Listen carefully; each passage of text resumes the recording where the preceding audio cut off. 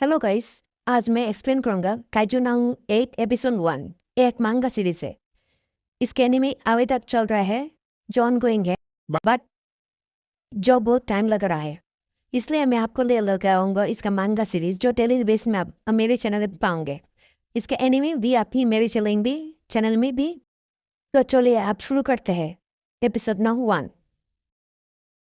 शुरुआत में हमें एक मॉन्स्टर दिखाया जाता है जो कि होता है काइजू। काइजू गॉडजिला की तरह के मॉन्स्टर्स होते हैं जो कि सिटीज को तबाह कर देते हैं। इस वक्त एक काइजू योकोहामा सिटी में तबाही मचा रहा होता है और तभी अगले सीन में हम देखते हैं उसे किसी ने मार दिया होता है और सब जगह से आवाजें आ रही होती हैं कि मॉन्स्टर मर चुका है और अब हर जगह डेंजर खत्म हो चुका है। और हम देखते हैं उसकी बिल्कुल आंख के सामने एक लड़की खड़ी होती है जिसे दूर से एक बंदा दूरबीन से देख रहा होता है। और यही है हमारा मेन करेक्टर। और ये कह रहा होता है शायद आज हमें ओवर टाइम लगाना पड़े। और उसके बाद हम इसकी टीम को देखते हैं जो गाड़ी में होते हैं और तभी वो उठ जाते हैं काम करने के लिए। इनका काम है जब मॉन्स्टर मर जाए तो सफाई करके सब कुछ साफ करना। उसके बाद हम उसी लड़की को देखते हैं जो कि कैप्टन होती है डिफेंस क्रोप्स की। और ये थर्ड डिवीजन से होती है और लोग इसकी वाह वाह कर रहे होते हैं और इसके टीम वाले भी इसके साथ होते हैं। फिर हम उसी बंदे को देखते हैं जो कि अपना काम कर रहा होता है और तभी जब वो मास्क उतारता है तो हमें उसका नाम पता चलता है। उसका नाम है हिबोनी कैफका और उसकी एज है 32 ईयर्स। तो वो अपनी टीम से कह रहा होता है कंप्यूटर के आर्गन के साथ ज्यादा मत उलझना। लेकिन एक बंदा ऐसा ही कर रहा होता है। कैफका उसे रोकता है लेकिन तभी उस मोटर आर्गन से एक फ्लोर जैसी चीज बाहर निकलती है और उसकी टांग पर गिर जाती है जिससे उसकी टांग जल जाती है। हमें पता चलता है कैफका को यहाँ रहकर बहुत ज्यादा एक्सपीरियंस आ चुका है। इसके बाद कैफका उस बड़े से मौसम को देखकर कहता है अगर ऐसा ही चलता रहा तो हमें पूरा वीक लग जाएगा इसे साफ करने में। लेकिन तभी कैफका का मैनेजर उसे बुलाता है और कहता है तुम्हारी ड्यूटी कहीं और शिफ्ट कर दी गई है। कैफका कहता है कौन से एरिया में। तो उसका मैनेजर बताता है टेस्टाइन में। कैफका को यह सुनकर बहुत बुरा लगता है और वो अपने एक साथी को अपने साथ ले जाता है जो कुछ कह रहा होता है कि मैं वहां नहीं जाना चाहता। और हमें पता चलता है उस जगह को कोई भी क्लीनर पसंद नहीं करता, वो जगह सबसे ज्यादा बुरी है। इसके बाद हम देखते हैं कैफका और उसका साथी वहां आ चुके होते हैं। इस जगह से बहुत ज्यादा स्मेल आ रही होती है लेकिन कैफका फिर भी हिम्मत जुटाता है और वो काम कर देता है।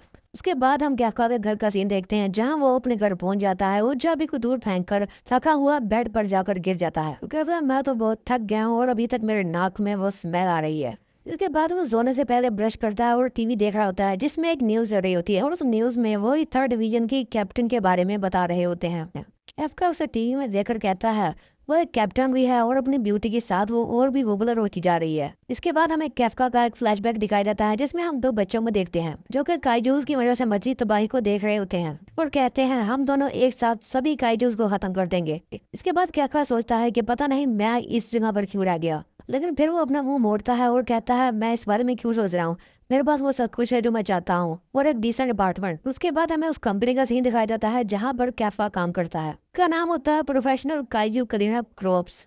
और हमें पता चलता है कैफका को यहाँ बुलाया होता है। कैफका जैसा ही रूम में जाने वाला होता है उसे पीछे से एक बंदा आवाज देता है जो कि एक सीनियर ऑफिसर होता है और उसके साथ एक लड़का भी होता है। इस लड़के का नाम होता है इजिकावा और इसकी एज होती है 18। वो ऑफिसर कैफका से कहता है कि ये लड़का नया है और ये ज्वाइन करेगा हमारी टीम को। वो ऑफिसर उस लड़के को कैफका के बारे में भी बताता है कि कैफका पहले डिफेंस ग्रुप में ऐसा रह चुका है लेकिन इसने गिव अप कर दिया। कैफका अपने मन में सोचता है आखिर ये हर बार मेरी बेइज्जती क्यों करता है।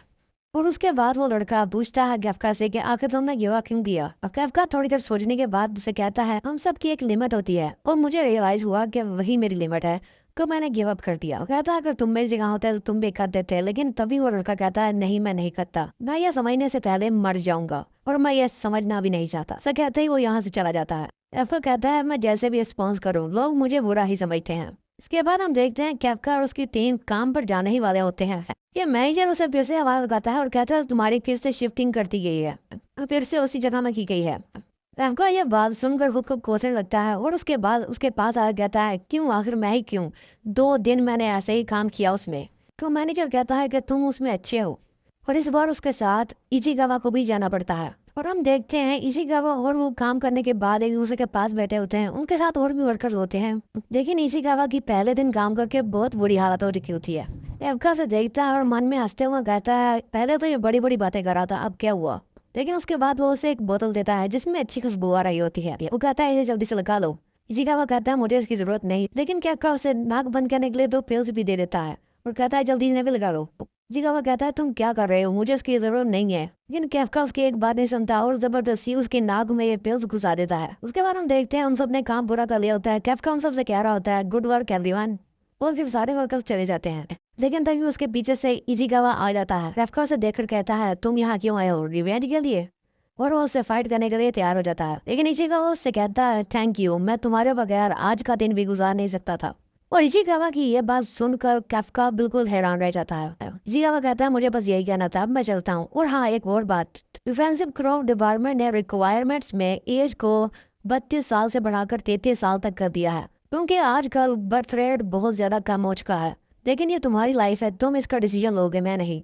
कैफका उसकी बातें सुनकर कहता है थैंक्स, मैंने जितना सोचा था तुम उससे भी ज्यादा अच्छे हो। इचिकावा कहता है बेवकूफ, मैंने तुम्हें सिर्फ रिक्वायरमेंट्स बताई हैं। और तभी इचिकावा के पीछे से एक लग्जरी मॉन्स्टर आ जाता है। इचिकावा को भनक भी नहीं लगी होती और वो उसे खाने ही वाला होता है, लेकिन तभी कैफका उसे बचा लेता है। वो दोनों थोड़ी दूर जा गिरते हैं। उसके बाद इचिकावा कहता है ये तो एक आयुक्सिलडी काजू है, यानी ये एक असल काजू से कमजोर होता है। और वो फिर उनको खाने दौड़ता है, लेकिन कैफका इचिकावा को लात मारकर दूर कर देता है और खुद भी दूर हो जाता है। कैफका चिल्लाते हुए इचिकावा से बोलता है यहाँ से जल्दी से भागो, और जब तुम एक सेफ प्लेस पर पहुंच जाओ तो वहां जाके रिपोर्ट कर देना।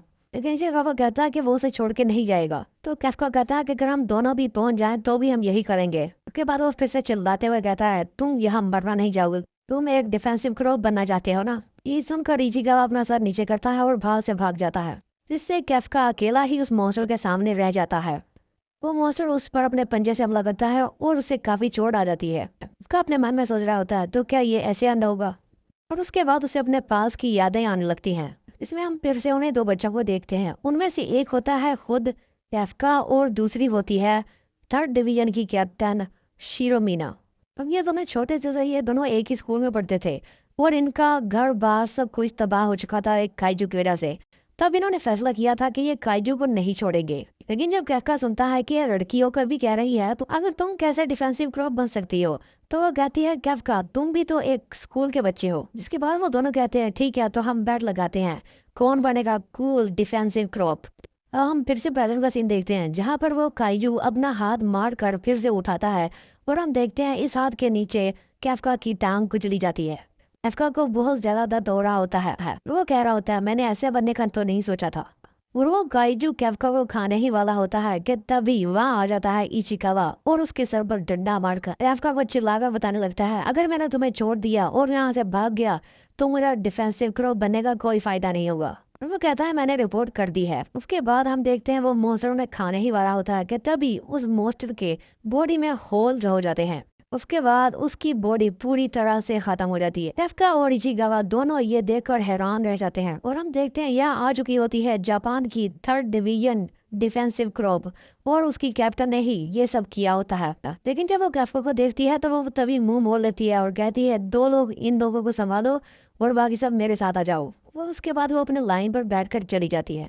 इसके बाद हम योकोहामा सिटी के जनरल हॉस्पिटल का सीन देखते हैं जिसमें एडमिट होते हैं दो पेशेंट और ये कोई और नहीं बल्कि कैफका और इचिकावा होते हैं। कैफका लेटा हुआ अपने मन में सोच रहा होता है कि मीना तो अमेजिंग हो चुकी है, उसने इतनी टेरिबल चीज को एक ही झटके में खत्म कर दिया। लेकिन फिर इचिकावा बोलता है और कहता है थैंक यू आपका फिर से मेरी जान बचाने के लिए, अगर तुम वहां ना होते तो शायद आज मैं मर चुका होता, तुम सच में वहां पर कूल लग रहे थे। ये बात सुनते ही कैफका की आंखें खुल जाती हैं और उसे अपनी पास की वही बात याद आती है जब उसने मीना से कहा था कि हम बैट लगाते हैं कि कौन सबसे कूल डिफेंसिव क्रॉप बनेगा। उसके बाद इचिकावा कहता है तुम्हें जरूर डिफेंसिव क्रॉप बनना चाहिए था।